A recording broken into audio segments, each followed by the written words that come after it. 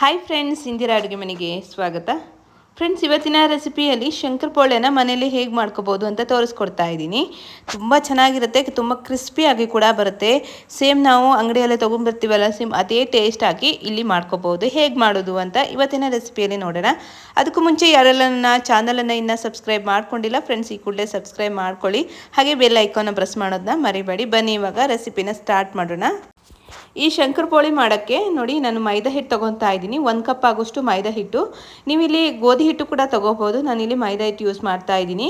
2 spoon ಆಗೋಷ್ಟು ತುಪ್ಪ ಕೂಡ ಹಾಕ್ಕೊಂಡಿದ್ದೀನಿ. ಇಷ್ಟೇ ಫ್ರೆಂಡ್ಸ್ ಹಾಕೋಕ್ಕಿರೋದು, ಇನ್ನೇನು ಇಲ್ಲ. ಹಾಗೆ ಸ್ವಲ್ಪ ರುಚಿಗೆ ತಕ್ಕಷ್ಟು ಉಪ್ಪು ಹಾಕೋಬೇಕು. ಮತ್ತು ಸಕ್ಕರೆ 1 ಸ್ಪೂನ್ ಆಗೋಷ್ಟು ಸಕ್ಕರೆ ಹಾಕ್ಕೊಂಡ್ರೆ ಸಾಕಾಗುತ್ತೆ. ತುಪ್ಪ ಹಾಕ್ಕೊಂಡು ನೋಡಿ, ಈ ರೀತಿಯಾಗಿ ಚೆನ್ನಾಗಿ ಮಿಕ್ಸ್ ಮಾಡ್ಕೋಬೇಕು. ಅದು ಎಲ್ಲ ಕಡೆ ತುಪ್ಪ ಎಲ್ಲ ಹಿಟ್ಟಿದೆಯಲ್ಲ ಎಲ್ಲದಕ್ಕೂ ತಾಗಬೇಕು. ಹಾಗೆ ಕೈಯಲ್ಲೂ ಕೂಡ ಈ ರೀತಿ ಚೆನ್ನಾಗಿ ಮಿಕ್ಸ್ ಮಾಡ್ಕೋಬೇಕು. ಆವಾಗಲೇ ನಾವು ಮಾಡೋ ಶಂಕರಪೊಳೆ ತುಂಬ ಚೆನ್ನಾಗಿ ಬರುತ್ತೆ, ಗರಿಗರಿಯಾಗಿ ಬರುತ್ತೆ. ನೋಡಿ, ಇವಾಗ ನಾನು 1 ಸ್ಪೂನ್ ಆಗೋಷ್ಟು ಸಕ್ಕರೆ ಕೂಡ ಹಾಕ್ಕೊಂಡಿದ್ದೀನಿ.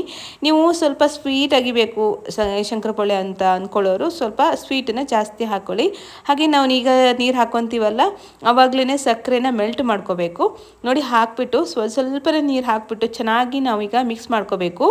ನಾವು ಮಿಕ್ಸ್ ಮಾಡ್ಕೊಳ್ಳುವಾಗ ಸ್ವಲ್ಪ ಗಟ್ಟಿಯಾಗಿಯೇ ನಾವು ಈ ಹಿಟ್ಟನ್ನು ಕಲಿಸ್ಕೋಬೇಕು. ನಾವು ಚಪಾತಿ ಹಿಟ್ಟು ಕಲಿಸ್ತೀವಲ್ಲ, ಅಷ್ಟು ಆ ಥರ ಅಲ್ಲ, ಸ್ವಲ್ಪ ಇನ್ನು ಗಟ್ಟಿಯಾಗಿ ನಾವು ಇಲ್ಲಿ ಕಲಿಸ್ಕೋಬೇಕಾಗುತ್ತೆ. ಆವಾಗ ಈ ಶಂಕರಪೊಳೆ ಅನ್ನೋದು ಒಳ್ಳೆ ಉಬ್ಬಿ ಬರುತ್ತೆ ಚೆನ್ನಾಗಿ. ಹಾಗೆ ತುಂಬ ಕ್ರಿಸ್ಪಿಯಾಗಿ ಕೂಡ ಆಗುತ್ತೆ.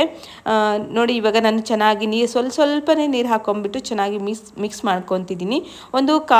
ಈ ಗ್ಲಾಸಲ್ಲಿ 1/4 ಗ್ಲಾಸ್ ಆಗೋಷ್ಟು ನೀರು ಸಾಕಾಗ್ತು ನನಗೆ ಅಷ್ಟೇ. ನೋಡಿ, ಇವಾಗ ರೆಡಿಯಾಗಿ ನೋಡಿ, ಈ ರೀತಿ ಚೆನ್ನಾಗಿ ಕಲಸಿ ಇಟ್ಕೊಂಡು ನೋಡಿ, ಇಷ್ಟು ಗಟ್ಟಿಯಾಗಿ ಬರಬೇಕು ಹಿಟ್ಟು.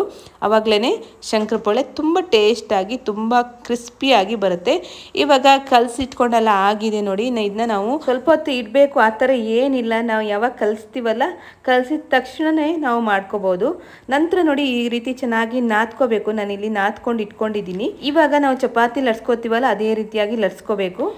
ಈ ಶಂಕರಪೊಳೆಗೆ ನಾವು ಈ ಥರ ಲಟ್ಸ್ಕೊಳ್ಳುವಾಗ ಸ್ವಲ್ಪ ಗಟ್ಟಿ ಇರುತ್ತಲ್ಲ, ಹಾಗಾಗಿ ಅದು ಸ್ವಲ್ಪ ಲಟ್ಸ್ಕೊಳ್ಳೋಕ್ಕೆ ಸ್ವಲ್ಪ ಕಷ್ಟ ಆಗುತ್ತೆ. ಆದ್ರೂ ಸ್ವಲ್ಪ ತೆಳುವಾಗಿಯೇ ನಾವು ಲಟ್ಸ್ಕೋಬೇಕು. ನೋಡಿ, ನಾನು ಇಷ್ಟು ತೆಳುವಾಗಿ ಮಾಡ್ಕೊಂಡಿದ್ದೀನಿ.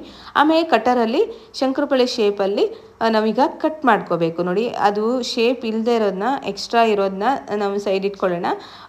ಯಾವುದು ಶೇಪಾಗಿ ಕರೆಕ್ಟಾಗಿ ಬಂದಿದೆಯೋ ಅದನ್ನು ಮಾತ್ರ ನಾವಿಲ್ಲಿ ಫ್ರೈ ಮಾಡ್ಕೋಬೇಕು. ನೋಡಿ, ನಾನಿಲ್ಲಿ ಶೇಪರಲ್ಲಿ ಕಟ್ ಮಾಡ್ಕೊತಾ ಇದ್ದೀನಿ ನೀಟಾಗಿ. ಈ ರೀತಿ ದೊಡ್ಡದು ಬೇಕಾದ್ರೆ ದೊಡ್ಡದು ಕೂಡ ಮಾಡ್ಕೋಬೋದು, ಅಥವಾ ತುಂಬ ಚಿಕ್ಕದು ಬೇಕಾದರೂ ಚಿಕ್ಕದು ಕೂಡ ಮಾಡ್ಕೋಬೋದು. ಫ್ರೆಂಡ್ಸ್, ಈ ರೀತಿಯಾಗಿ ನಾವು ಶಂಕರಪೊಳೆ ಮಾಡಿಕೊಂಡ್ರೆ ಸಂಜೆ ಟೈಮಲ್ಲಿ ಟೀ ಕಾಫಿ ಜೊತೆ ಅಂತೂ ತುಂಬ ಚೆನ್ನಾಗಿರುತ್ತೆ, ತುಂಬ ಟೇಸ್ಟಾಗಿ ಬರುತ್ತೆ, ತುಂಬ ರುಚಿಯಾಗಿ ಬಂದಿತ್ತು ಫ್ರೆಂಡ್ಸ್. ನಮ್ಮ ಮನೇಲಂತೂ ಎಲ್ರಿಗೂ ಇಷ್ಟ ಆಗಿದೆ. ನೀವು ಕೂಡ ಇದೇ ರೀತಿಯಾಗಿ ಟ್ರೈ ಮಾಡಿ, ಚೆನ್ನಾಗಿ ಬರುತ್ತೆ. ಸಂಜೆ ಕಾಫಿ ಟೀಗಂತೂ ತುಂಬಾ ಚೆನ್ನಾಗಿರುತ್ತೆ. ಸಂಜೆ ಮಳೆ ಬಂದಾಗಲಂತೂ ಈ ಶಂಕರಪೊಳೆ ಈ ರೀತಿಯಾಗಿ ಮಾಡಿಕೊಂಡ್ರೆ ತುಂಬ ಟೇಸ್ಟ್ ಕೂಡ ಅನಿಸುತ್ತೆ. ನೋಡಿ, ನಾನಿಲ್ಲಿ ಒಂದೊಂದಾಗಿ ತೆಗಿತಾ ಇದ್ದೀನಿ. ನಾವು ಇಲ್ಲಿ ಎಣ್ಣೆ ಕಾಯಿಸ್ಕೊಳ್ಳುವಾಗಲೇ ತುಂಬ ಎಣ್ಣೆನ ಕಾಯಿಸ್ಕೋಬಾರ್ದು. ನಾವು ಹಾಗೆ ಈ ಶಂಕರಪೊಳೆನ ನಾವು ಒಂದೊಂದೇ ಹಾಕ್ತೀವಲ್ಲ, ಆವಾಗ ನಾವು ಹೈ ಫ್ಲೇಮಲ್ಲಿ ಇಟ್ಕೋಬೇಕು ಸಡನ್ನಾಗಿ. ಆಮೇಲೆ ಹಾಕಿದ ನಂತರ ಲೋ ಫ್ಲೇಮಲ್ಲಿ ನಿಧಾನಕ್ಕೆ ಇದನ್ನು ಫ್ರೈ ಮಾಡ್ಕೊತಾ ಬರಬೇಕು, ಇಲ್ಲಾಂದರೆ ಬೇಗ ಕಲರ್ ಚೇಂಜ್ ಆಗುತ್ತೆ. ನೋಡಿ, ನಾವು ಬೇಯಿಸ್ಕೊಳ್ಳುವಾಗ ಹಾಗೆ ಕರೆಕ್ಟಾಗಿ ಇದನ್ನ ಫ್ರೈ ಮಾಡ್ಕೋಬೇಕು.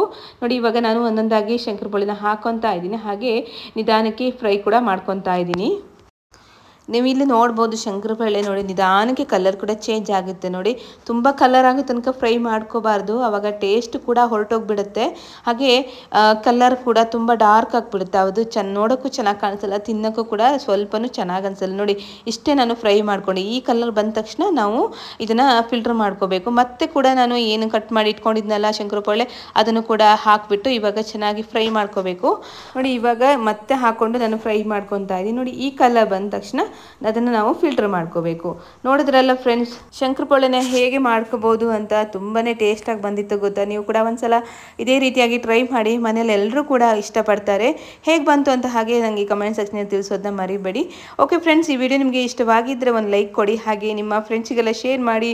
ಇನ್ನೂ ಒಳ್ಳೊಳ್ಳೆ ರೆಸಿಪಿಯೊಂದಿಗೆ ನೆಕ್ಸ್ಟ್ ವಿಡಿಯೋದಲ್ಲಿ ಸಿಗ್ತೀನಿ. ಧನ್ಯವಾದಗಳು.